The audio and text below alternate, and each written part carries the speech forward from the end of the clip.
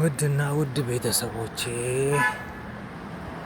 እንዴት ናችሁ? ወከላ በቃ አሁን መስጊድ ገብተን ወጣንና አሁን ደግሞ ከመስጊድ ወጥተን የዞርን ያለ ነው።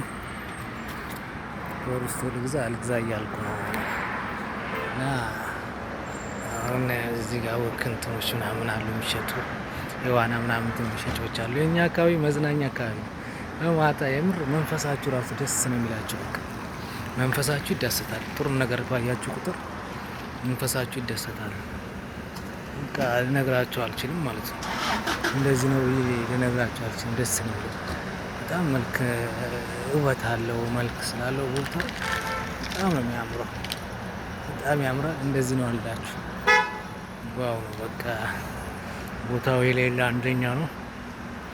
ያምራል ቦታው ነው አላችሁ። በቃ እንግዲህ ወክ እያደረግን ነው።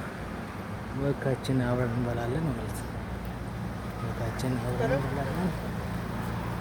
ልግዛ እያልኩ ነው። ልግዛ እና ልግባ ወደ ቤት።